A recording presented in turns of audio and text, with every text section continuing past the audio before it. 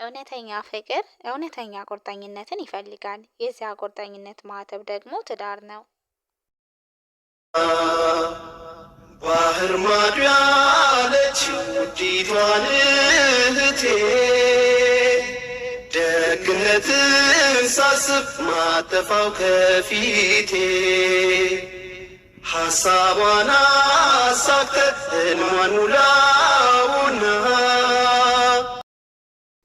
አሰላሙ አሌይኩም ወራህመቱላሂ ወበረከቱ። ውድና የተከበራችሁ የሰሙ ዩቱብ ቻናል ተከታታይ ቤተሰቦቼ ወደ ሀገሮቼ ልጆች ከሀገር ውስጥም ከሀገር ውጭም የምትገኙ ወደ ኢትዮጵያውያኖች ሁላችሁንም ሰላም ሰላም ብያለው። በያላችሁበት ሀገርና ቦታ የአላሁ ሱብሃነሁ ወተዓላ ሰላምና እዝነት ጥበቃ ራህመት ሁሉ አይለያችሁ እያልኩኝ ልባዊ ምኞቴ ነው።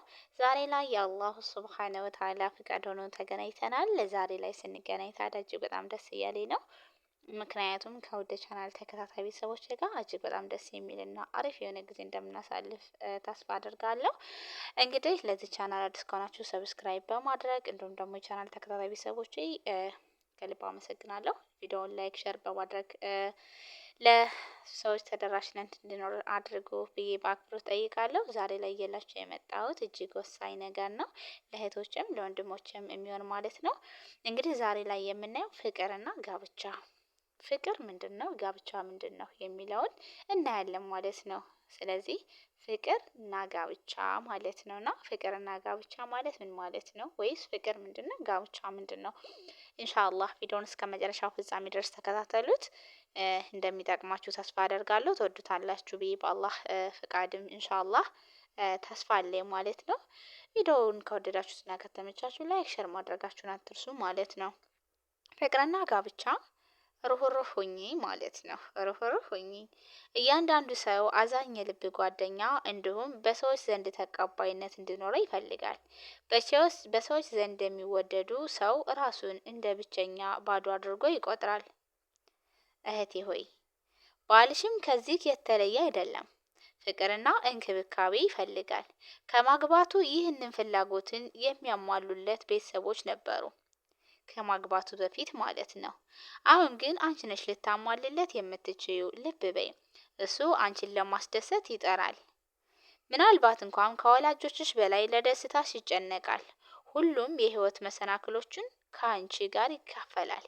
ስለዚህ ሩህሩህ ሁኚለት። ፍቅር ሰጪ፣ እሱም ደግሞ ያፈቅርሻል። ፍቅር ሁለት ልቦችን አንድ የሚያደርግ የሁለትዮሽ ቁርኝነት ነው። ያ ማለት ሰጥቶ መቀበል ነው ማለት ነው። መልካም እንግዲህ ተከተሉኝ። ስለ አንድ የ20 ዓመት ወጣት የሆነውን ልጅ ታሪክ አስቃኛቸዋለሁኝ። ወደ ተህራን ዩኒቨርሲቲ ለመማር የወጣው የ20 ዓመት ወጣት የሀገሩን ልጅ የሆነችውን የ39 ዓመትን ባሏ የሞተባትን ሴት አፈቀረ። ይህም የሆነበት ሴትየዋ ያደረገችለት እንክብካቤ ከእናቱ ያጣውን ፍቅር ስላሟላችለት ነው። ፍቅር የጋራ ሲሆን የጋብቻ መሰረት ያጠነክራል። የመለያየት አደጋ አይኖረውም። ባሌ መጀመሪያ ላይ እንዳየኝ ነው በፍቅሬ የወደቀው ብለሽ አትኩራሪ። ምክንያቱም ይህንን መሰል ዘለቄታ የለውም። ዘላቂ ፍቅር የሚመነጨው ከመተዛዘንና ከመተሳሰብና ከመቀራረብ ነው። ባልሽን ካፈቀርሽው ከሱ ጋር መልካም ግንኙነት ካለሽ ደስተኛ ይሆንና ለአንቺ ደህንነትና ራሱን አሳልፎ ከመስጠትም ይደርሳል ማለት ነው። የሚስቱ ፍቅር የሚያገኝ ባል የጤንነት መጓደልና ስነ ልቦናዊ ችግሮች አያጋጥሙትም። ከሚስቱ ጋር መልካም ግንኙነት የሌለው ወንድ ደስታ ይርቀዋል፣ ቤት ያሳጣለዋል። ችግሩን የሚረዳለት አንደኛ በመፈለግ በርካታ ሰዓቶችን ከቤቱ ውጭ ያሳልፋል። የማይወዱኝን የሚያሳዝንልኝን ሰዎች ለማስተዳደር ለምን እለፋለሁ? ራሴን ማዝናናት የልብን ጓደኞቼን ለማግኘት መሞከር አለብኝ የሚል ስሜት ያድርበታል፣ ይሰማዋል። ስለዚህ ሴት ልጅ ባሏን ልትወድ ከልቧ ነገር ግን ፍቅሯን ልትገልጽለት ትችላለች። ፍቅርን በተግባር ማሳየት በራሱ በቂ አይደለም። አልፎ አልፎ በቃላትሽ መግለጽ ያስፈልጋል። ለምሳሌ እወድሃለሁ፣ አፈቅርሃለሁ የሚሉና የመሳሰሉ ነገሮችን ማገኘት በማጎልበት ረገድ ትልቅ አስተዋጽኦ አላቸው። ባል ወደ ሌላ ቦታ በሄደ ወቅት እንኳን ሚስቱ እንደናፈቀችው በመግለጽ ደብዳቤ መጻፍ፣ ስልክ ካለ መደወል አለበት። በሌለበት ወቅት ለጓደኞቹ፣ ለዘመዶቹ እሷን ማድነቅ፣ እሷን የሚያውቀው ሰው ካለ መከራከር አለበት። እሷም ለሱ መከራከር አለባት ማለት ነው። እና ፍቅር ሰጥቶ መቀበል ነው። ስለዚህ ጉዳዮቴ ባልሽ መጀመሪያ ላይ አንቺን ሲያገኝሽ በጣም ወዶሽ አፍቅሮሽ ሞትኩልሽ ሄድኩልሽ ብሎሽ ነበረ ያገኘሽ። ግን በትዳር ውስጥ ቤት ውስጥ ገብተሽ ስትኖሪ ደግሞ ውድዬ እነዚህ ለባልሽ የሚጠበቁብሽን ነገራቶች ባልሽ ቤት እንድል ወደ ቤት ፈጥኖ እንዲገባ ወይም ደግሞ ቤቱ እንድናፍቀው አንቺ እንድትናፍቂው ማድረግ ያለብሽ አንቺ ነሽ። ያንን ካላደረግሽ ግን መጀመሪያም ወዶና አፍቅሮሽ አግብቶሻል፣ አሁንም በዛው ይቀጥላል ማለት አይደለም። ቤትሽን እንደፈለግሽ ከሆነ የማታስተካከይ ከሆነ ባልሽ ሲመጣ ዝም ብለሽ ለሱ የሚያስፈልጋቸውን ነገሮች ሳታደርግ የሚጠብቂው ከሆነ ይሄ ባልሽ ወደ ውጭ እንጂ ወደ ውስጥ የሚልበት መንገድ ምንም አይኖርም ማለት ነው። ስለዚህ ማስተካከል ያለብሽ ውዷቴ አንቺ ነሽና እነዚህ ነገራቶችን ልትጠነቀቂ ይገባል ማለት ነው ሀቢበቴ። መልካም። እውነት ከትዳር በፊት ፍቅር የለምን ወይስ ፍቅር አለ? ልብ በሉ እንመልከት። ከትዳር በፊት ፍቅር የለም የሚለው የተሳሳተ አመለካከት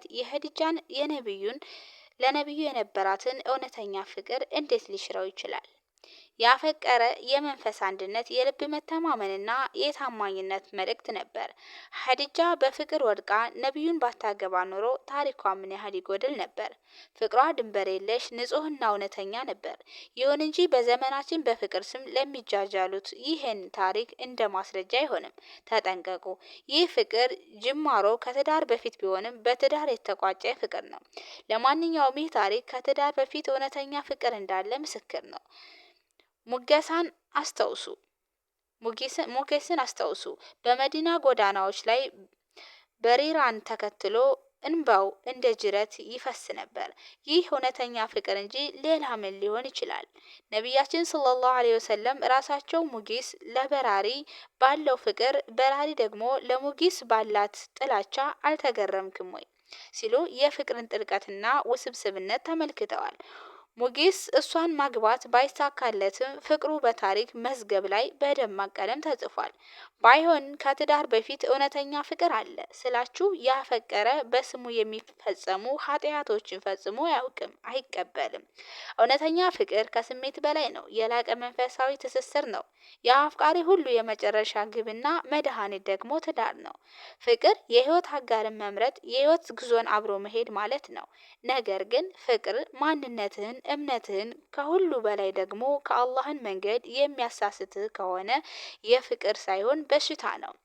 በሽታ ደግሞ መታከም አለበት። ነቢያችን ሰለላሁ ዐለይሂ ወሰለም ሁለት ለተዋደዱ ሰዎች ከኒካ ትዳር ውጭ ሌላ አማራጭ አላየውም ያሉት ለዚህ ነው።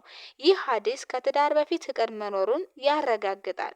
አዎ ፍቅር መኖር አለበት። ልቦች መዋደድ አለባቸው። ነገር ግን ይህ ፍቅር በትዳር ካልታሸገ የልብ ስብራት፣ የመንፈስ ስቃይና የኪሳራ መንገድ ሊሆን ይችላል። ስለዚህ ልብህ በፍቅር ከተያዘ በሩን ከፈትና በትዳር ወደፊት አጥብቀህ አሰረው። በፍቅር ስም የሚደረጉ የዋዛ ጨዋታዎች ሁሉ ልብ ስቃይ እንጂ ሌላ ውጤት የላቸውም። ምን ልልክ ፈልጌ ነው? እውነተኛ ፍቅር እውነተኛ ቁርጠኝነትን ይፈልጋል። የዚያ ቁርጠኝነት ማህተብ ደግሞ ትዳር ነው። ፍቅር የህይወት ዘውድ ነው። በትዳር ሲታጀብ ደግሞ የደስታዎች ሁሉ ቁንጮ ይሆናል። ስለዚህ ወንድሜ እህቴ እውነተኛ ፍቅርን በትዳር ማሸግ ወይም በትዳር ማከም ተገቢ ነው። ስለዚህ ልንጠቀምበት ይገባል ማለት ነው። አላህ እውነተኛ መቋጫው ትዳር የሆነን ፍቅር ይስጠን ለሁላችንም ማለት ነው። እህቶቼ ወንድሞቼ አሚን ልትሉ ይገባል ማለት ነው። ለዛሬው የነበረን ቆይታ ይህንን ይመስላል። እንደምትወዱት አልጠራጠርም። በቀጣይ በአዲስ ቪዲዮና በአዲስ ርዕስ እስከምንገናኝ ድረስ በያላችሁበት ሀገርና ቦታ የአላህ ሱብሓነሁ ወተዓላ ሰላምና እዝነት ጥበቃ ረህመት ሁሉ አይለያችሁ እያልኩኝ የምንወዳትና የምናከብራት የምንሳሳላት እማማ ኢትዮጵያ ሀገራችን ለዘላለም ትኑር እያልኩኝ በዚሁ ልሰናበታችሁ ወዳለሁ። ወሰላሙ አለይኩም ወራህመቱላሂ ወበረከቱ። ባይ ባይ።